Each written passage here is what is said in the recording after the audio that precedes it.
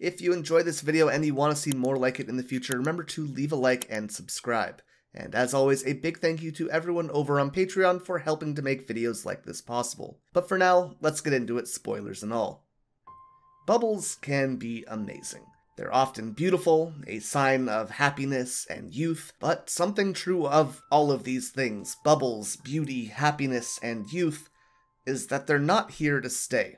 Eventually they burst or fade, but that doesn't make them any less meaningful. This week, Netflix released an anime movie called Bubble, and good lord, do the names behind it carry some weight. It's produced by Wit Studio, the people behind Attack on Titan, The Ancient Magus Bride, and Great Pretender. It has music from Hiroyuki Sawano, who composed the soundtrack for Guilty Crown, Kill la Kill, Aldnoah 0, and 86.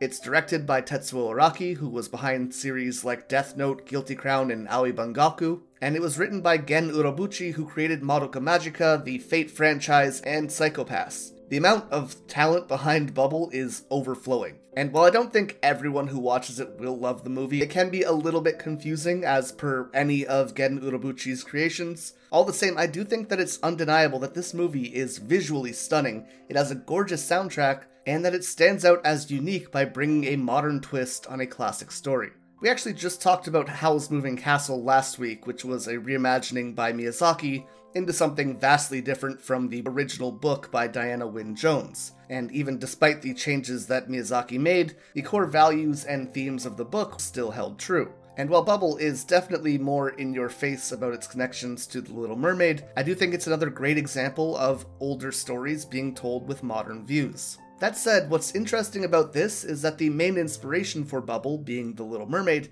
is one of the most famous and iconic examples of a story which was already reimagined for the modern age, as John Musker and Ron Clements took the story by Hans Christian Andersen from 1837 and turned it into one of the most successful Disney films of all time in 1989. So much so that when people hear The Little Mermaid, they probably think of the Disney movie as opposed to the original book. And that Disney version is much more lighthearted. It was obviously given a happily ever after spin, but much of the original Andersen version at least remains in the story beats. From the littlest mermaid, or Ariel in the Disney version, having a treasure grove, falling in love with a prince, losing her ability to speak, and so on. However, it does turn the sea witch into a villain. The mermaid doesn't lose her tongue, but just the ability to speak.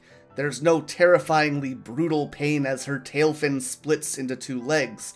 There's no stabbing feeling at the soles of her feet when she walks. So yeah, it's not exactly a one-to-one recreation, but many of the story beats are still present. The biggest difference between the two are the reason that the Little Mermaid wants to go to the surface, and the ending. In the original, the mermaid doesn't just love the prince, she also wants a human soul. You see, mermaids live for 300 years, but when they die, they just become sea foam. On the other hand, when humans die, their souls remain, they go to heaven. The sea witch tells her that if she can make the prince fall in love with and marry her, then she'll get a human soul. However, despite all of her efforts, the prince ends up marrying someone else. And the littlest mermaid is given the choice to either kill the prince and still gain a soul, or to die when the sun rises in the morning after their wedding and become sea foam. The mermaid is about to kill the prince, but at the last moment he says the name of his new wife while sleeping, and the mermaid decides to throw her dagger into the ocean instead. As morning comes, she begins to turn to sea foam. However, because of the selfless choice that she made, she instead becomes an air spirit, and gains the chance to earn a soul by doing good deeds over the next 300 years. But that brings us to Bubble, which is a much less direct translation. When we talked about Howl's Moving Castle last week, we talked about how a new setting was put in place to create a new story to fit the modern era. However, in Bubble, an entirely new world is created with a single character who is heavily inspired by the original story, and then that new world is wrapped around this character. It's honestly a pretty genius way to innovate and modernize a classic. Bubble tells the story of a world overcome by bubbles and gravity abnormalities.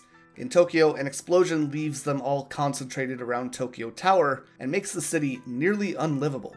But despite that, there's a group of people who still choose to survive in that area, and the main form of economic system that they set in place is, and I shit you not, parkour tournaments. You heard that right. Teams will compete in these tournaments and try to win supplies or trades with the other groups.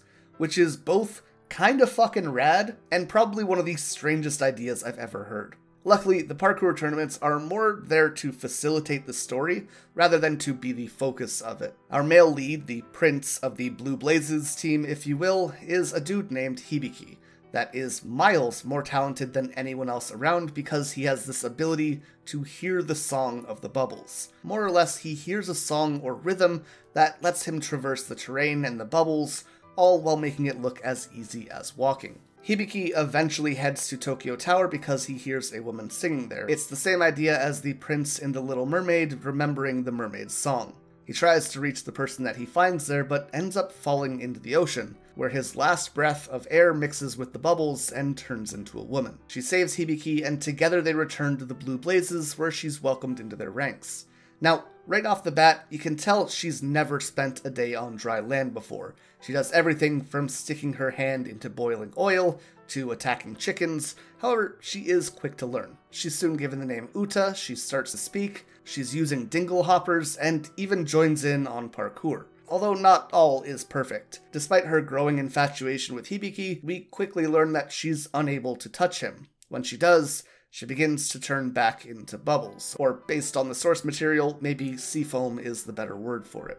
The climax of the film begins when one researcher who lives with the Blue Blazes is kidnapped by another team and held hostage, with that team saying that whoever won the next tournament would win her as well. Uta and Hibiki and all the Blue Blazes work together as they manage to overcome the odds against this team using water jet shoes and still win the race. But in the process, Uta needs to grab Hibiki's hand, and she loses an entire arm as a result. And this is kind of where things start to fall apart for them, because it seems like the more time that Uta spends on land, the more the bubbles, the ocean, and the world itself starts to call for her, seemingly angry that she left them. Just as Ariel was only given 3 days to win over the prince, just as the Littlest Mermaid was only given until the prince married another woman, Uta is also not able to stay forever. The world around them quickly begins to shift. Whirlpools, tornadoes, and spirals of bubbles appear as the city falls apart and begins to sink. Uta and Hibiki become separated in the chaos, and Uta finds herself in Tokyo Tower in the midst of it all. And Hibiki decides that he's going to go save her, even convincing some of the other Blue Blazes members to join in with him on what is essentially a suicide mission to save her. By means of a lot of teamwork and the water jet shoes that they purchased from the other team, Hibiki manages to make it all the way to where Uta is, only to find her trapped by her sisters, the other bubbles. The bubbles start attacking Hibiki, and Uta is left with a choice. She can try to save him, knowing that she will turn to seafoam, or she can rejoin the bubbles.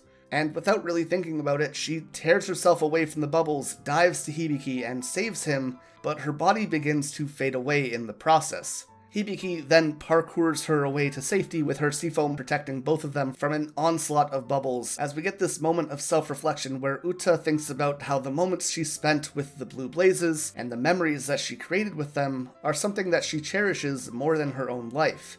And as she starts to think about this, there's this whole scene where all the foam falls from her body and turns into things like birds and butterflies and other spirits of the air to keep them safe, and they finally manage to get away. Hibiki brings her to this piece of floating land, but Uta's choice had already been made. She chose the life of the prince over her own.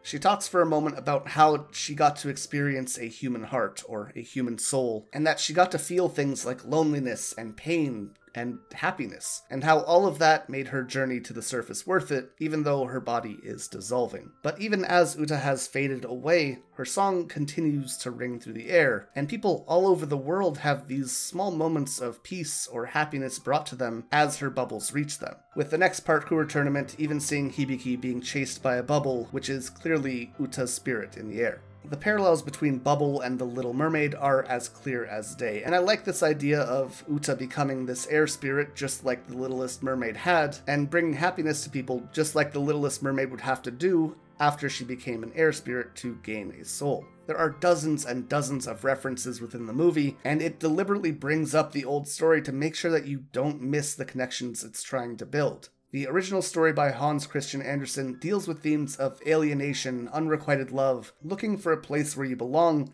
selflessness, and religion. And while obviously the plot of Bubble strays far more than the original Disney version, I think the spirit of the book is much more alive in Bubble than the Disney counterpart. And I think a big part of that is the happily ever after that's given in the Disney story that takes away a lot of the nuances from the book. Ariel yearns to be part of another world. She overcomes the challenge of not being able to speak for a while, but ultimately gets everything that she wanted. But in the original story, suffering for what you want is a major part of it. The Littlest Mermaid loses her tongue. She feels the brutal pain of having her tail be split open and essentially walks on nails and broken glass so that she can be with the prince and try and gain a human soul. And this idea of pain or suffering leading to something beautiful or important has even been presented very early on in the Little Mermaid book, as the Littlest Mermaid's grandmother attached clams to the end of her tail to show signs of beauty and status, and explained that some things are worth suffering for. And then ultimately when the prince decides to marry someone else,